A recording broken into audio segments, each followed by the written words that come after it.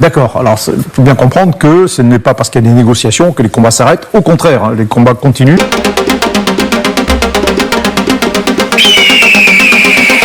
Salut tout le monde et bienvenue sur Mon Saphir TV.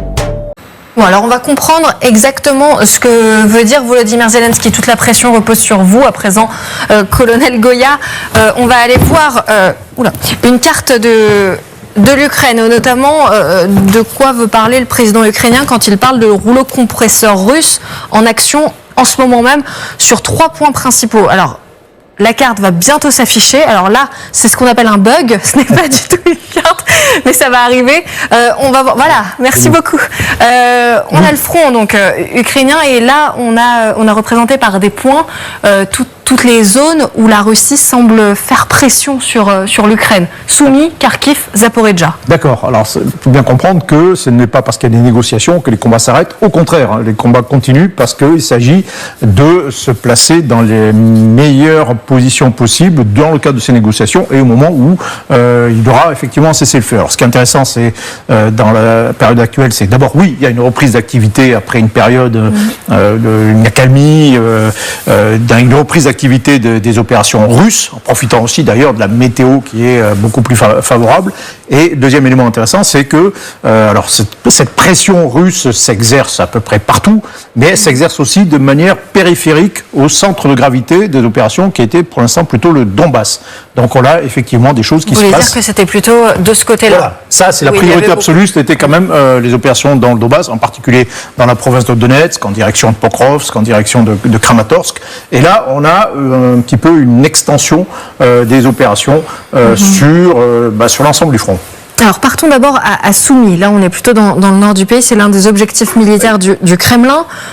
En bleu, ce sont les positions ukrainiennes dans la région russe de Koursk. Donc là, on est du côté de la Russie. Oui. Ça, c'était il y a un mois. Regardez maintenant ce qu'occupent les Ukrainiens aujourd'hui. C'est bien plus petit. Ce que craignent aussi les Ukrainiens, c'est une forte avancée des Russes. Et c'est notamment ce que dit Volodymyr Zelensky, c'est que les Russes sont en train de pousser fortement dans la direction de Soumy. Oui. Alors là, c'est le premier secteur, d'une certaine façon, qui correspond à la frontière entre la Russie et l'Ukraine. Et là, on est dans une situation où les Russes essaient de capitaliser un peu sur le momentum, sur l'offensive réussie dans la région de Koursk, avec peut-être non seulement, on voit effectivement les petits territoires encore occupés par les Ukrainiens, la récupération complète. Il y a moins de 100 km² qui sont occupés. Alors c'est probablement plutôt une zone de recueil qui est destinée à récupérer les dernières forces ukrainiennes qui sont sur le territoire avant de se replier sur le territoire ukrainien. Maintenant, il y a déjà des infiltrations russes en réalité sur le territoire ukrainien en direction de Soumy. Donc il y a une première axe de pression qui est dans cette région. Et un deuxième, on assiste effectivement plutôt à une concentration dans la région de Kharkiv, avec peut-être cette idée d'étendre la tête de pont au-delà de la frontière. Alors, il y a un projet russe, c'est une demande en tout cas russe, d'une zone tampon, d'une zone de protection de la frontière, c'est-à-dire une zone au-delà de la frontière côté ukrainien qui serait au moins vide de toutes les forces ukrainiennes et peut-être occupée même par les forces russes. Peut-être s'agit-il effectivement de quelque chose voulant aller en tout cas dans ce sens. On va maintenant quitter le nord de l'Ukraine et partir vers le sud. Regardez sur cette carte où se trouve Zaporijjia. On avait parlé des trois obsessions en ce moment, en tout cas de Vladimir Poutine. Alors là, donc on est plutôt dans le sud. Hein. Voilà. Soumy, c'était dans le nord. Là, on est parti du côté de Zaporijjia. Quand on regarde sur cette carte, vous le voyez ici, il y a la centrale nucléaire de Zaporijjia qui est entre les mains des Russes. En revanche, la ville de Zaporijjia est toujours du côté ukrainien. Ça, c'était il y a un mois. Alors, vous allez me dire, c'est pas très flagrant, mais regardez, l'armée russe a quand même un petit peu avancé, puisque là on va regarder une carte qui est du jour et qui montre que, alors on me dit dans l'oreillette qu'il y a un nouveau bug, donc vous ne le verrez pas tout de suite, mais en revanche il y a quelques petites avancées par-ci, par-là de l'armée russe. En revanche on voit bien que c'est extrêmement compliqué d'aller prendre la ville de Zaporijjia. Alors bien sûr, alors là aussi ce qu'il faut comprendre c'est que il y a toujours aussi des combats, il faut bien le rappeler, on va marquer Kourakové, il y a toujours des combats très violents qui se déroulent dans ce secteur, mais là la nouveauté c'est que après la frontière, les Russes font un effort aussi de manière un peu plus périphérique sur la province de Kherson, qu'on ne voit pas ici, mais on n'a pas parlé, mais ils ont tenté de franchir le fleuve Dniepr pour avoir une tête de pont au-delà du Dniepr. Et là, d'une certaine façon, ils essaient aussi d'avoir un peu une tête de pont en direction de Zaporizhia. Voilà, on voit là que justement les positions qui viennent de s'afficher. Alors, c'est minuscule. Vous l'avez dit, hein, c'est pas très, c'est pas énorme. Mais il n'empêche que l'ISW affirme bien que les forces russes sont en train de... Oui, ce qui est important, c'est qu'il y a un effort russe, effectivement, dans cette région. Alors, bien sûr, ils ne vont pas s'emparer de Zaporizhia. Au rythme où vont les opérations, il leur faudrait des mois, des années pour y parvenir. Mais ils mettent l'accent là-dessus. Alors, peut-être, là aussi, pour rappeler que parmi les revendications, il y a celle d'avoir les 4 provinces complètes qui ont été annexées officiellement et totalement illégalement par la Russie. Et la Russie dit toujours, voilà, nous voulons la pleine souveraineté sur ces provinces, pas simplement des morceaux. Donc, il y a dans ce cadre-là la province de Zaporizhia qui est encore pour moitié, pour un gros tiers en tout cas, contrôlée par les Ukrainiens, et les Russes signifient un peu par cette opération qui disent voilà, nous tenons à cette province. Alors bien évidemment, les Ukrainiens ne lâcheront jamais cet endroit. Oui, ce sera extrêmement compliqué. Merci beaucoup, colonel Goya, pour toutes ces explications. On va aller retrouver nos envoyés spéciaux qui sont en Ukraine, justement. Charles Ignorel, bonjour, vous êtes avec Camille Souot du côté de Kiev. En revanche, Soumy, il en a été question sur les cartes, et vous étiez à Soumy ces derniers jours. Est-ce que vous nous confirmez qu'il y avait une pression russe qui s'accentuait sur place ? Tout à fait, c'est bien ce que nous disaient les soldats qui étaient sur place. Donc vous savez, il y a d'abord eu ce repli ukrainien de la région de Koursk, et il y a eu ces soldats russes qui ont franchi d'ailleurs la frontière et qui se sont emparés d'au moins 2 villages, car lorsque nous sommes parvenus à entrer dans cette zone, ils étaient finalement pas très loin de nous.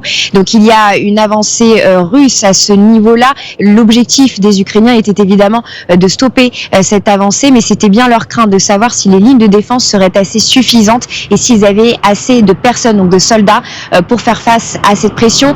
Nous étions aussi peu avant dans le secteur de Pokrovsk, et là c'est pareil, les combats étaient très intenses. Nous avons pu voir beaucoup de drones russes surtout qui survolaient la zone. Donc en effet, ça a rejoint en tout cas ce que disait Volodymyr Zelensky, qu'il y avait toujours cette pression russe sur au moins 3 points, voire 4 points du front, avec cet objectif d'avancer au maximum peut-être avant des négociations. Merci beaucoup Charles Ignorel avec Camille Souot depuis Kiev. Gwendoline de Bono, vous êtes aussi très souvent sur le terrain. Quand je vous ai demandé tout à l'heure combien de fois vous étiez allé en Ukraine depuis le début de la guerre, vous avez ri en me disant mais j'y suis 2 semaines tous les mois. Donc en gros, la moitié du temps en France, la moitié du temps en Ukraine. Comment est-ce qu'on ressent cette pression ? Comment on sent que finalement que l'armée russe avance ? C'est principalement grâce au témoignage des soldats ? Non, pour le coup, le front ukrainien est encore assez accessible. Donc, on s'organise avec des unités qu'on rejoint, et ça se sent effectivement les moments où il y a une pression, où il y a une poussée russe. Après, c'est vrai que c'est une ligne de front qui a beaucoup changé en 1 an, notamment avec un immense travail des drones qui sont vraiment partout, et beaucoup moins, moi, ce qui m'a frappé la dernière fois, et on en parlait avec les soldats ukrainiens, parce que il y avait cette idée d'arrêt de l'aide américaine qui a été arrêtée quelques jours puis qui a reprise, mais c'est une ligne de front qui est beaucoup moins dépendante de l'armement américain, par exemple. C'est une ligne de front aussi où l'Ukraine est en capacité de produire beaucoup plus d'armes que seulement il y a 1 an. Aujourd'hui, par exemple, les drones, je dis les drones parce que quand on va sur le front, c'est vraiment c'est partout en fait. Et ben l'Ukraine en produit 4 millions maintenant par an, ce qui était impensable au début du conflit. Donc on voit quand même aussi une montée en puissance de l'armée ukrainienne sur certains points, mais c'est vrai avec un front qui est actif partout. Et je rajoute d'ailleurs que hier il y a des soldats ukrainiens qui eux ont commencé à lancer une offensive dans la région de Belgorod, donc en Russie, qu'ont traversé pour remettre la pression du côté russe de la frontière. Moi, la dernière fois que j'étais avec une unité justement qui travaillait avec des drones et qui opérait en Russie. Et ça, ils me l'ont dit, les soldats avec qui j'étais.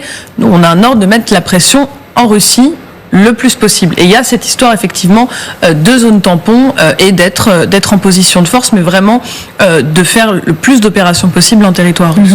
Sylvie Berman, Vladimir Poutine a aussi absolument besoin de montrer qu'il avance et que finalement il n'est pas en position de faiblesse, que son armée est forte et qu'elle est capable encore de mettre la pression sur cette armée ukrainienne.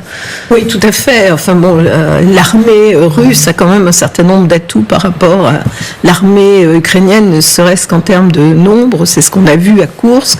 Koursk, il était impensable qu'il y ait des négociations tant qu'il y avait un Ukrainien sur le territoire de la Russie. Donc évidemment, ce qui se passe, et ce qu'a dit Michel Goya tout à l'heure, quand il va y avoir une négociation ou un cessez-le-feu, eh bien les belligérants jettent leur dernière force. Et l'intérêt des Russes, c'est de conquérir le plus de terrain possible, d'autant plus que la difficulté qui va se poser, c'est celle des territoires revendiqués par la Russie, enfin intégrés dans la constitution russe et non occupés, parce que Vladimir Poutine n'a cessé de dire que toute négociation devait se fonder sur la réalité de terrain. Or, la réalité de terrain, c'est que la Russie n'occupe pas ces villes en particulier que vous avez citées tout à l'heure, en particulier Kherson et Zaporijjia, et qu'on voit mal comment ça pourrait être fait en quelques semaines ou quelques mois.